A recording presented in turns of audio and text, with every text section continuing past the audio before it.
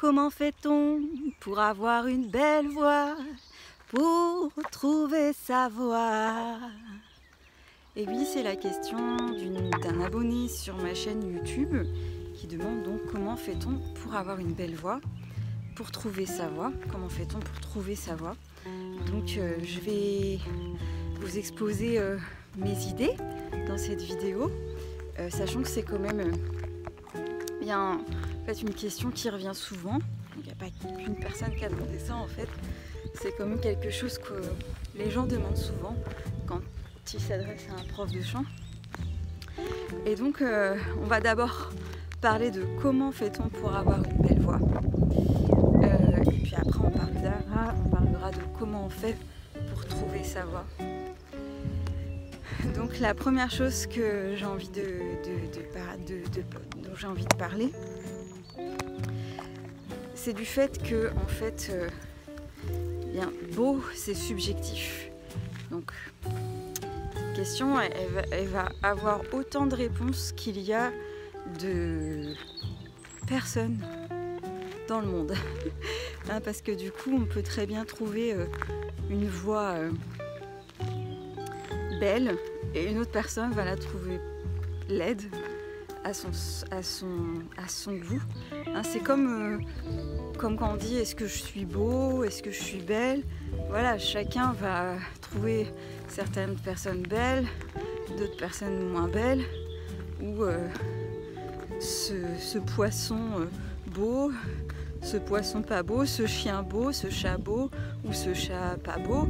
Hein, ça arrive plein de fois en fait que des fois on n'est pas d'accord. Voilà. Donc du coup, comment fait-on pour avoir une belle voix? Ça va dépendre de ce qui est beau pour vous. Oh, il y a du soleil, hein. C'est difficile de regarder en face. Donc ça va dépendre de ce qui est beau. Donc il va falloir que vous définissiez ce qui est beau pour vous faire votre propre idée et votre personnalité là-dessus, enfin votre carte vocale on peut dire. Voilà, c'est vrai qu'il y a des, comment dire, on est dans des générations précédentes. Le prof de chant déterminait ce qui était beau, ce qui était pour lui une voix belle. Mais c'était en fonction de ses goûts, peut-être en fonction aussi des tendances de l'époque. Et aujourd'hui, on sait que il faut mettre ses goûts de côté. Donc, c'est-à-dire que, on peut pas aider vraiment un chanteur si on veut qu'il chante d'une façon belle, parce que nous on pense que ça c'est beau, alors qu'en fait si ça se trouve ça l'est pas pour une autre personne ou pour plusieurs autres personnes. Donc maintenant si vous allez voir un prof de chant et que vous lui disiez est-ce que tu peux m'apprendre à avoir une belle voix, si le prof de chant est logique, il va vous demander qu'est-ce que c'est pour vous une belle voix pour vous aider. Donc il va falloir définir, il va falloir que vous sachiez ce que c'est pour vous, quels sont les critères qui font que pour vous une voix est belle et surtout pour vous personnellement. Donc je vais m'asseoir un petit peu parce que ce sera plus facile je pense. C'est difficile de parler en marchant. Je vais me mettre dans ce sens, voilà. Hop, oh là, ouf. Voilà comment je vais faire. Il faut continuer à tenir la perche, c'est pas évident. Alors voilà. Donc par contre, avant de parler de qu'est-ce qui est beau pour vous, on peut parler de qu'est-ce qui fait qu'une voix fonctionne bien. Et donc ce qui va définir une voix équilibrée et fonctionnelle, ça va être en fonction de si c'est une voix facile à émettre pour le chanteur, une voix confortable, libre, qui fait pas mal. Et attention, je parle pas de ce qui est beau là. Je parle vraiment de sensations dans la voix. Et parce qu'il y a aussi beaucoup de chanteurs et ils font ce qu'ils veulent. En fait, chacun fait ce qu'il veut. C'est marrant ça. Hop, qui chantent avec des douleurs, en fait, qui finissent avec une voix fatiguée ou voilà, et qui chantent peut-être de manière pas très saine. Et chacun fait ce qu'il veut. Chacun est responsable de sa façon d'utiliser sa voix. Ben, c'est comme on est responsable de prendre soin de son corps ou pas, voilà. Celui qui a décidé ou pas décidé d'ailleurs, parce qu'au des fois on ne le décide pas, mais celui qui n'aime pas faire de sport et qui, je sais pas moi, et qui se plaint d'avoir pris du ventre, et ben forcément après ça n'appartient qu'à lui de faire les choses qu'il faut pour que son corps change. Donc du coup, mais on va pas aller lui reprocher de pas faire de sport en fait. Voilà, vous voyez, donc c'est une question de choix, de persévérance pour le sport en tout cas pour moi. Mais du coup, voilà ce que je veux dire un petit peu. Donc une voix qui fonctionne bien, ça veut pas dire qu'elle sera belle. Peut-être pour vous elle sera pas belle au début en fait, peut-être elle sera belle aussi. Ça arrive souvent aussi que une fois que la voix fonctionne bien, les gens la trouvent belle. Mais ça arrive des fois que quand notre voix fonctionne bien, il y a des personnes qui ne la trouvent toujours pas belle. Il y a des gens qui sont très très durs envers eux-mêmes. Donc voilà. Donc faut se dire que pour avoir une voix fonctionnelle, il faut établir des choses et travailler notre voix pour qu'elle puisse être émise du grave à l'aigu sans se faire mal et de manière confortable. Donc cette question-là, on peut répondre par voilà, si vous travaillez... Ah, c'est pas mal comme ça. Je suis désolée, hein, je prends du temps parce que c'est pas évident comme question en fait. Oui, il n'y a pas vraiment une réponse toute faite, quoi. Il y a des réponses, il y a des avis. Voilà. Donc en tout cas, une voix qui fonctionne bien, on ne parle pas de beauté de la voix, sera sûrement une voix qui est confortable à émettre pour le chanteur, pas pour le prof. Hein. Un prof de chant peut entendre quand ça fonctionne quand même relativement pas bien et que ça force dans la voix, etc. Mais des fois, quand il y a des gens qui sont rendus quand même assez loin techniquement, des fois c'est difficile de percevoir en tant que prof de chant si la personne se fait mal ou pas en chantant.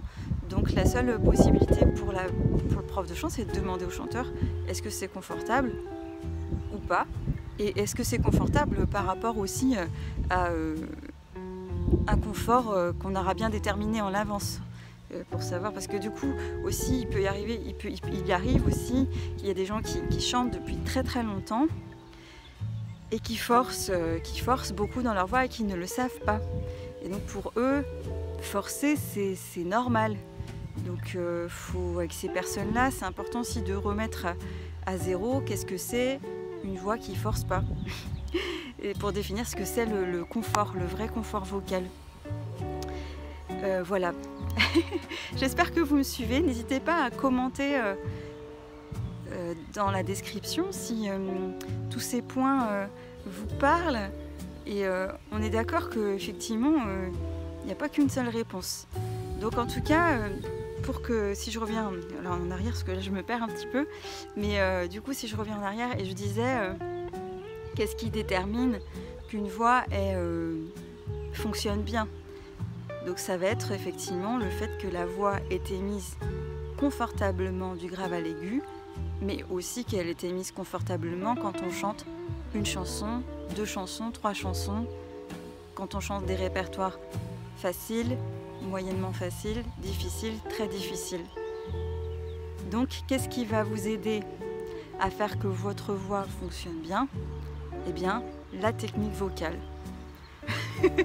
Acquérir de la technique vocale. Je change un petit peu de place puisque forcément, oula, pas que je tombe au soleil, je n'ai pas envie de faire une insolation. Donc la technique vocale, acquérir de la technique vocale va vous permettre d'avoir une voix plus fonctionnelle, en n'oubliant pas qu'avec des bons exercices qui marchent. Si vous voyez qu'un exercice que vous pratiquez ne fait rien dans votre voix, il n'y a rien qui s'améliore, laissez l'exercice de côté. Il est peut-être pas adapté à vous, en tout cas, c'est pas un exercice qui va vous aider beaucoup, quoi. Donc il faut bien choisir ces exercices pour progresser. Donc si un exercice ne vous aide pas tout de suite, il faut mieux le laisser et en choisir un autre. Il y a plein d'exercices pour travailler différentes choses dans notre voix. Donc il ne faut pas hésiter à tester différentes choses et à demander conseil auprès de spécialistes vocaux. Il y en a plein. donc voilà. Et puis après, dans la technique vocale, vous allez travailler différentes zones dans votre voix pour que votre voix puisse fonctionner de manière équilibrée. Vous allez travailler la gestion de votre souffle par rapport à comment travaillent vos cordes vocales. Vous allez pouvoir travailler certains muscles dans votre buste, votre tronc, pour optimiser la gestion du souffle et pouvoir chanter plus fort sans se fatiguer. Vous allez pouvoir travailler des choses au niveau de la sphère du conduit vocal, comment optimiser cette sphère pour que le son sorte facilement,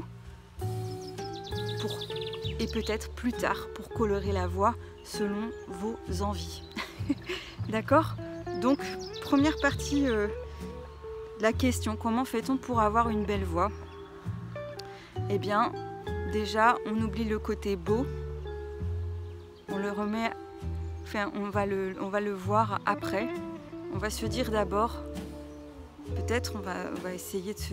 Si c'est important pour vous, parce que si vous en foutez, finalement, travailler votre technique, c'est peut-être pas intéressant. Il faut avoir envie de le faire hein, pour que ça s'améliore, si on a envie de l'améliorer. Voilà, certaines personnes, elles n'ont pas du tout envie de travailler leur technique vocale et c'est aussi possible, chacun fait ce qu'il veut. En tout cas, vous savez que si dans la partie belle voix, on ne peut pas répondre comme ça de but en blanc, qu'est-ce qu'est une belle voix. Par contre, on peut dire comment faire pour émettre une voix confortablement. Oui, là, on peut avoir des outils de technique vocale qui vont nous aider à avoir une voix fonctionnelle.